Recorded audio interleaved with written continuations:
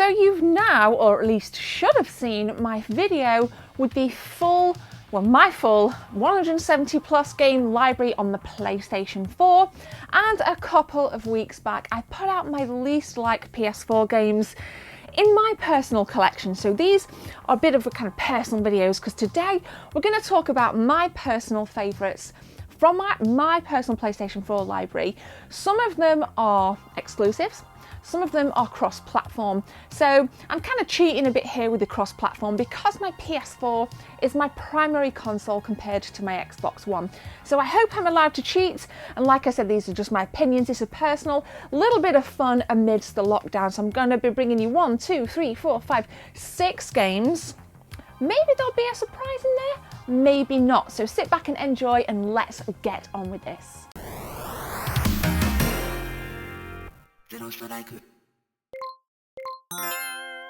First up then, I'm blasting some goodness in Resident Evil 2. What an absolute stellar remake that was last year. Played through it initially with Claire, beat the game, played through with Leon, beat the game.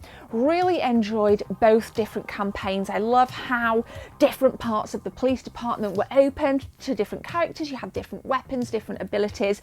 So very different feel in both of the campaigns, and I liked that because I like to get value for money, especially when it comes around to something awesome like Resident Evil. And Resident Evil 2 back on the PS1 was such a pinnacle game, so much fun, that the remake really had, I believe, had to live up to something special.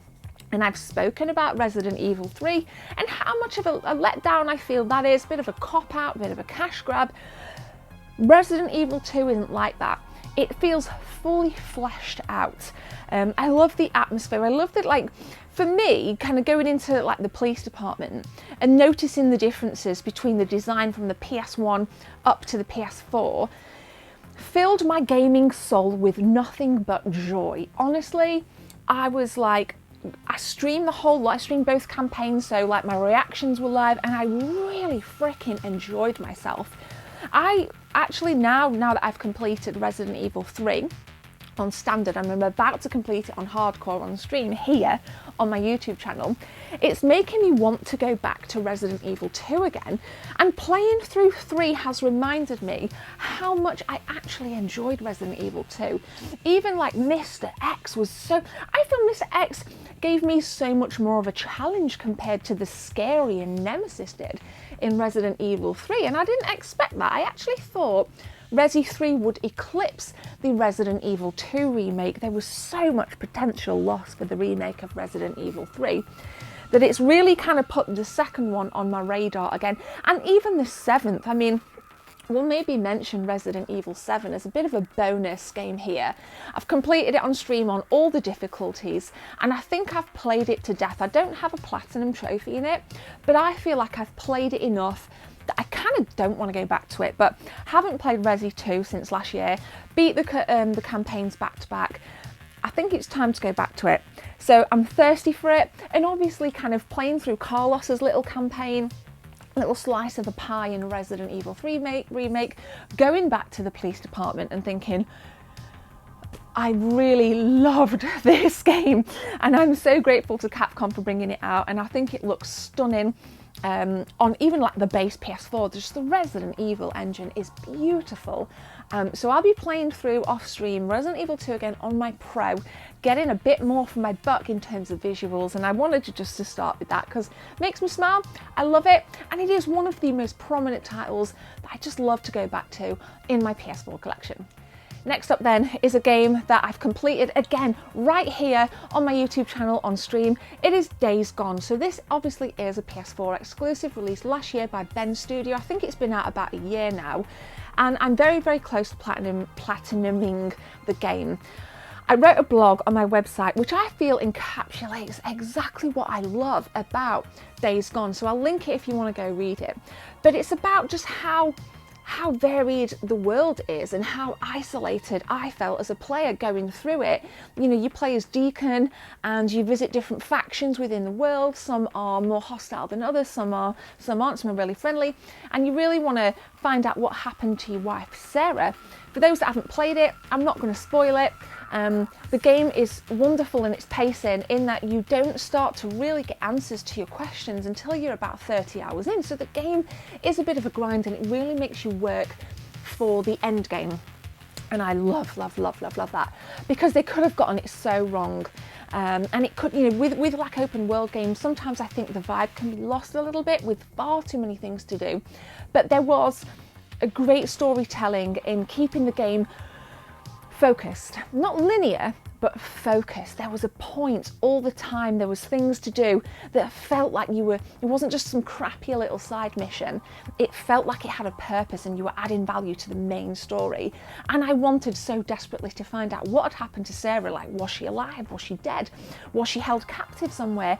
And like I said, it's a real grind to get those answers, and it's very rewarding.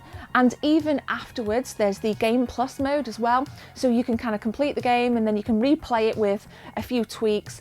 But even after you complete it, there's still a lot to do, because you can still go around burning down like infestations, basically going to kind of platinum it.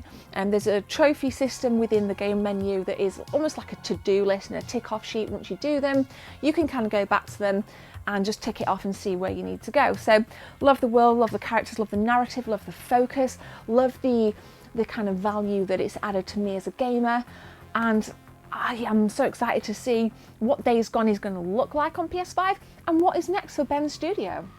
Next up is a game that punished me, Sekiro, or Sekiro, however you want to pronounce it. Another PlayStation exclusive from Software, obviously famed for the Souls series, which was so punishing. Kind of like, it was just so punishing for me. I love Dark Souls 3 the most out of the original Dark Souls, the Souls games.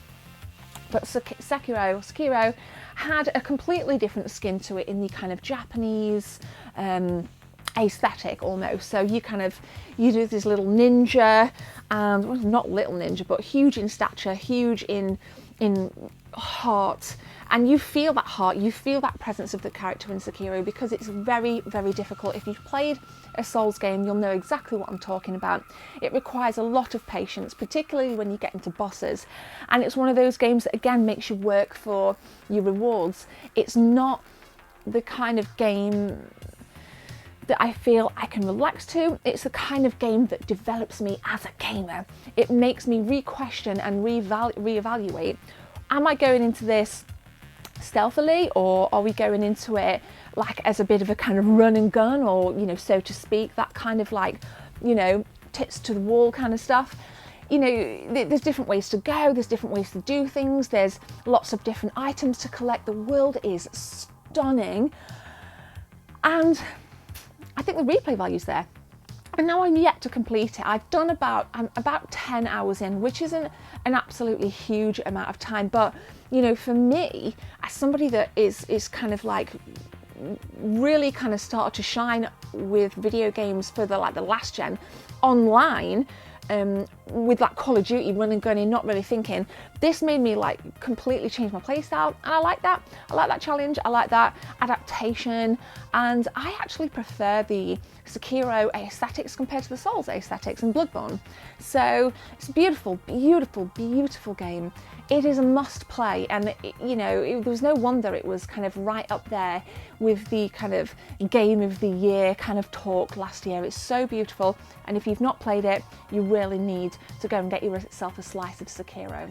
Next up then is a game that we were waiting for 20 years, and that is Shenmue III. Yes, another PS4 exclusive that builds from the story of Shenmue II.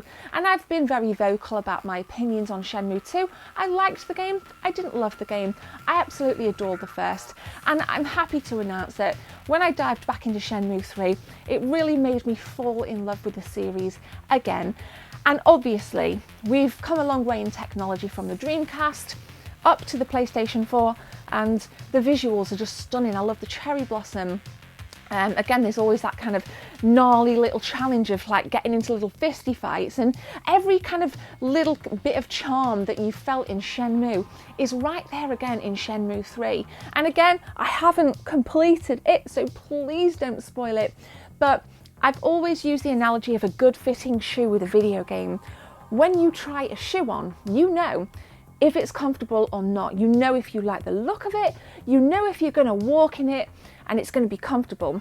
It's the same with a video game. You know instantly, well at least I know instantly if I'm going to like it. And when I started Shenmue 3, I was like, yes, this is a comfortable shoe. Shenmue 2, not so much, but Shenmue 3 is an absolute must if you're a PlayStation 4 owner or if you're considering getting a PS4. Next up then, The Last of Us Remastered, and I'm going to make specific reference to the DLC here because I'd completed The Last of Us on the PS3. We know it was remastered for PS4, but the DLC was bundled in, which was the Ellie prequel to the main campaign. So I played through the campaign on the PS4, I streamed it all here, and as much as I loved it, playing the DLC for the first time was having that new Last of Us experience all over again. It was beautiful and majestic. It was slow in places, but it needed to be slow in places for the dialogue to occur and for it to really set the scene for the main story. It showed complete heart for Ellie, who you take the role of in the DLC with her friends. You're in this mall, Joel is injured, you need to help him, but obviously kind of going through the mall with clickers and various other dangers is a little bit sketchy, but the game really slows down and it gives you an opportunity just to feel the game a little bit. Like you're in this store and both of the characters, you can try on like different Halloween masks and it's really cool, and you know, it doesn't really add much value to helping Joel, but it does add a lot of value in terms of building the characters, setting the scene, and making you have that emotional connection. And I loved it, I felt it, and yes, I know, we all know, The Last of Us 2 is delayed, but that's okay. We're gonna get there, it's gonna be good, it's gonna be worth it, and I would highly recommend The Last of Us campaign. And then if you've got the PS4, please play through the DLC, maybe play through that first and then jump into the campaign. Next up then is possibly one of my biggest gaming surprises ever. No Man's Sky has become something so beautiful, so relaxing, and so unlike anything out there. Maybe Subnautica, there's lots of comparisons with Subnautica, but I haven't played it, so I can't really speak about Subnautica from my view because I haven't played it. But especially with the new mech update, even without that update, base building, customizing different things, multiplayer, different planets to explore that are all procedurally generated. I mean, it's so relaxing, dude. It is so beautiful. Everything about it just oozes charm, and I cannot commend Hello Games enough for their perseverance. Unlike, you know, I did make reference in my last episode of the PS4 stuff, and I said kind of like Bethesda and Fallout 76, they just haven't took care of that IP like Hello Games have really took care of No Man's Sky. And you can be one of those gamers that really hates No Man's Sky and will never get past that dodgy launch. I say open your heart, open your mind. It's beautiful, and if you choose to avoid it, you're missing out.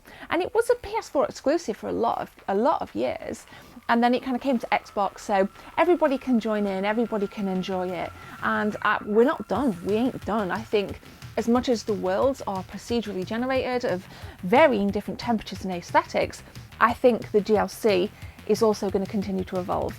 So thumbs up to No Man's Sky. Beautiful game, and I freaking love it. I actually have the collector's edition, which cost me 12 quid, which was a bargain. You don't see it around that often, so if you can get a collector's edition, snag one. So there we go. Hopefully I've delivered some bit of a distraction for you amidst this lockdown. Please continue to take care of yourself, everybody, and please share your thoughts of some of your favourite personal PS4 games in the comment section below. Guys, if you could hit that subscribe button, I'd be even more grateful. And if you want to help this channel grow in many different ways, hit the join link or the first link in the description to become a sponsor and feature in every single video, as well as having the different tiered perks. I'm going to leave it there. Game on. Have a great day. My name is Gemma. See you soon.